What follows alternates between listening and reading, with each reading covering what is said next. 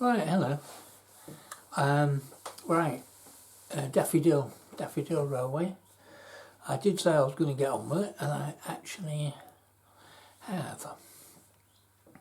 So, this is the chassis of the coach,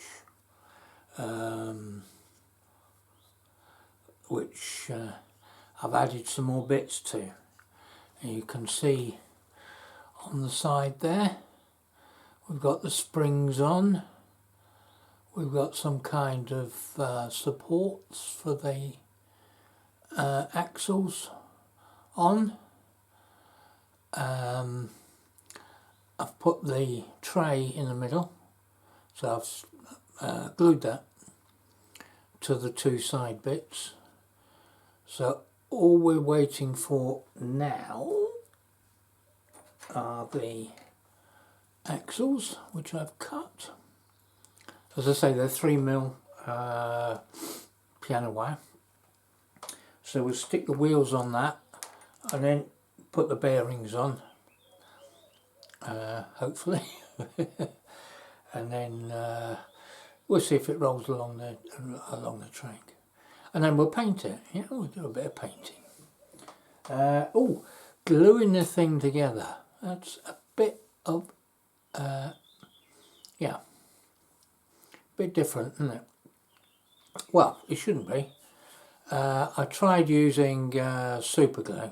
Yeah, I don't know why it's called super glue. It's awful. You need that accelerator stuff on it to make it blooming work, you know, within the time scale. I mean, it sticks your fingers together quick, doesn't it?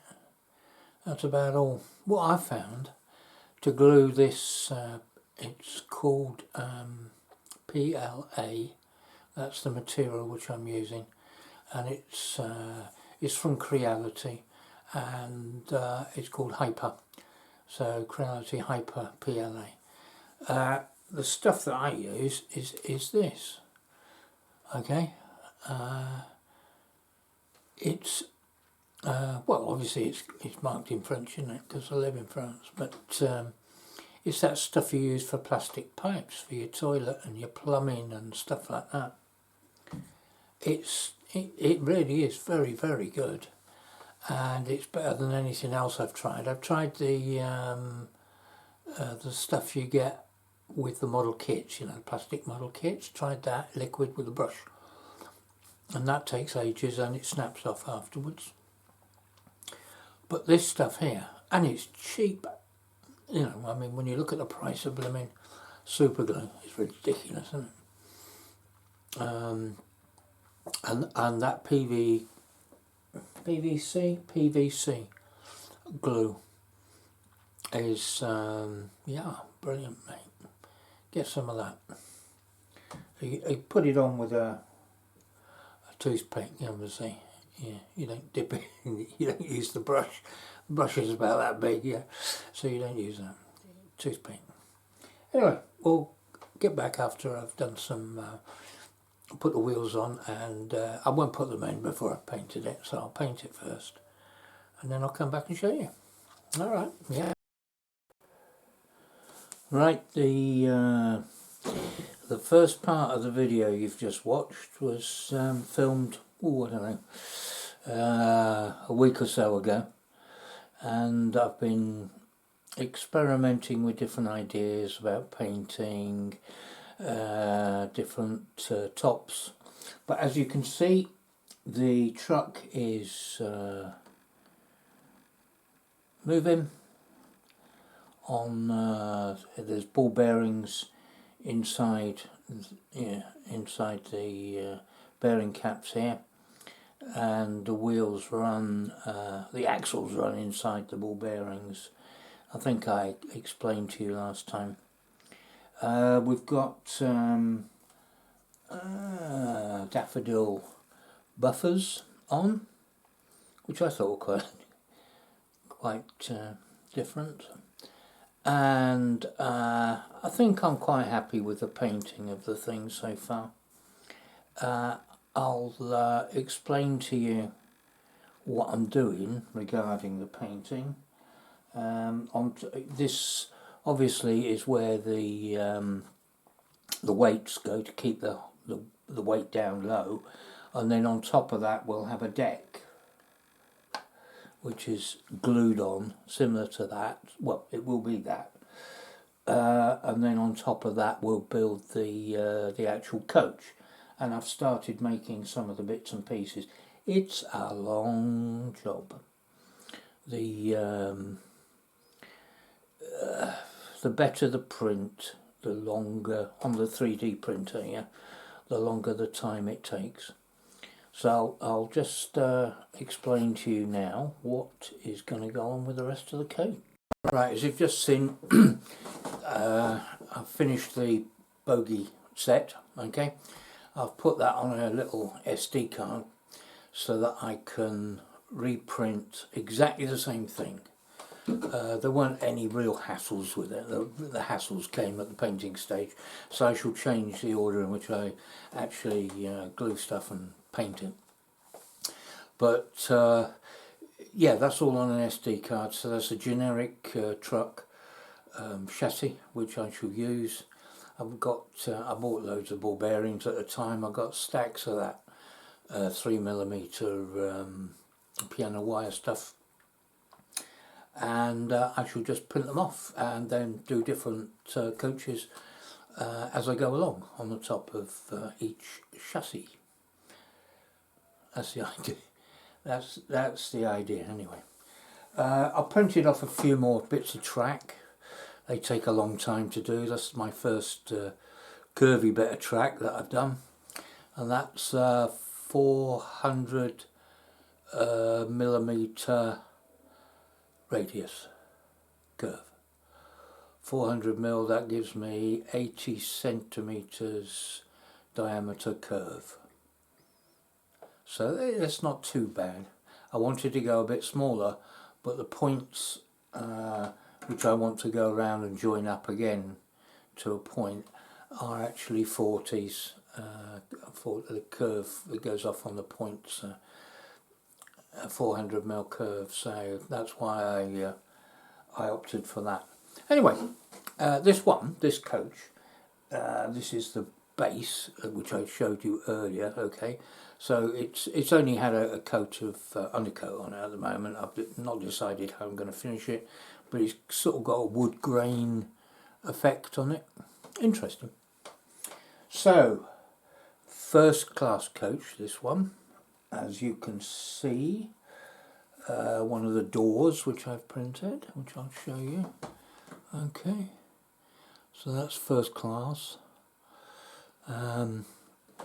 Little small doors, and we've got, if I can find them, oh yeah, right, the carriage sides will fit like that. Okay, so that's the actual carriage side, and there'll be an equal and opposite one there.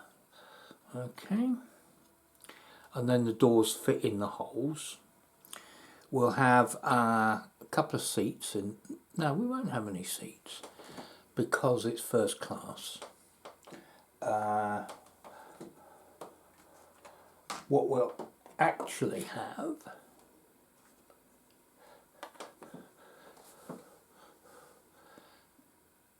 is an armchair.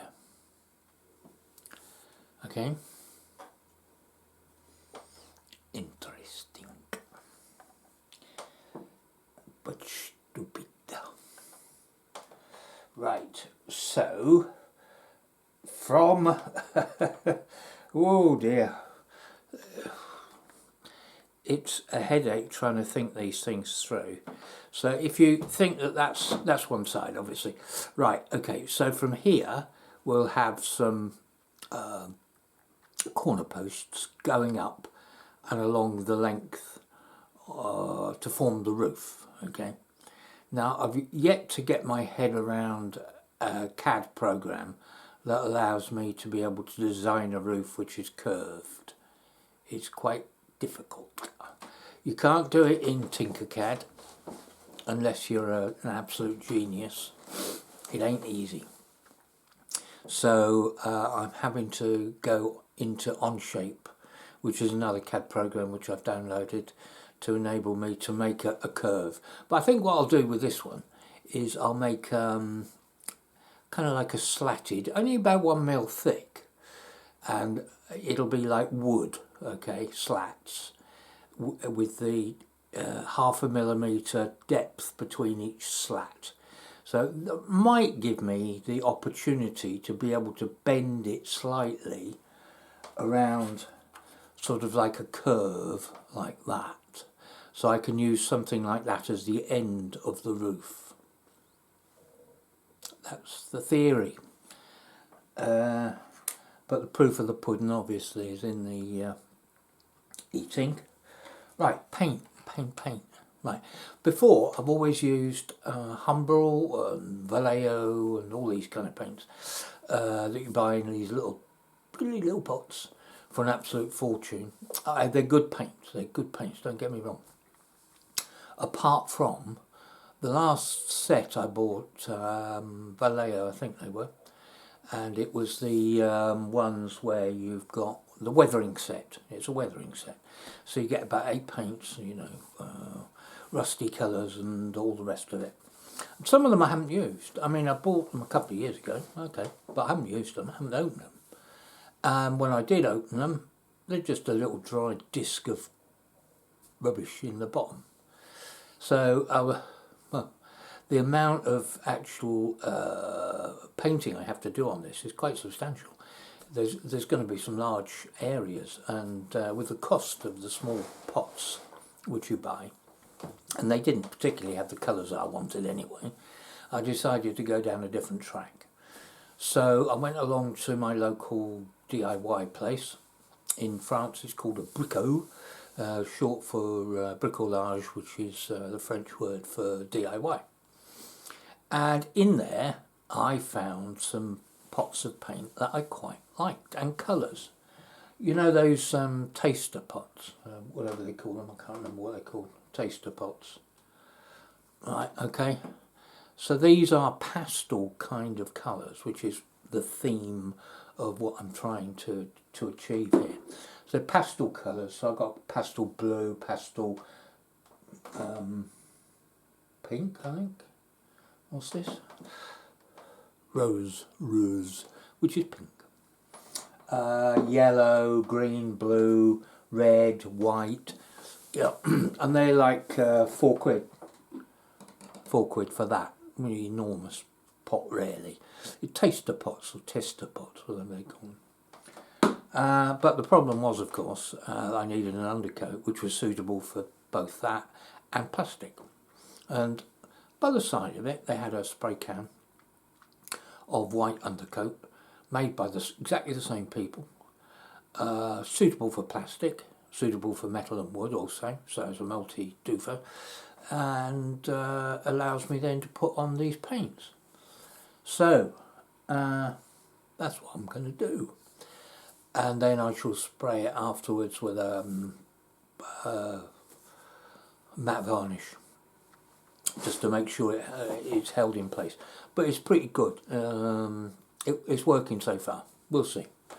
And for a small portion of the cost of what I would have had to have paid out, you know, with these little tiddly Humbrol pots, I could use one of those on a coach. So anyway, what have we got? We got some ideas. Did some lanterns the other day, some small little lanterns. That's an interesting little lantern. That'll go on the coach somewhere. We got weather vane. Yeah, weather vane. The only thing I haven't decided on is the couplings. I downloaded this particular coupling the other day off Thingiverse, and it's enormous.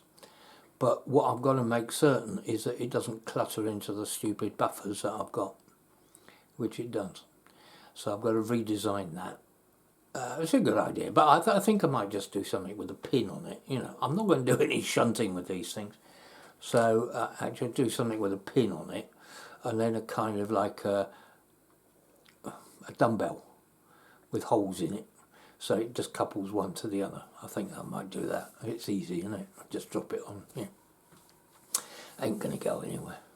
And it ain't going to be going that fast, I don't think, either. Anyway, that's about it. When I've done the top, I'm trying to get my potato. Well, I've got my potatoes in the garden at the moment, but there's stacks of other stuff to do, isn't there, this time of the year? Yeah, when I get something else done, I'll come back to you. In the meantime, happy printing, happy modelling, and look after yourselves, all right? Yeah, cheers for now. Bye.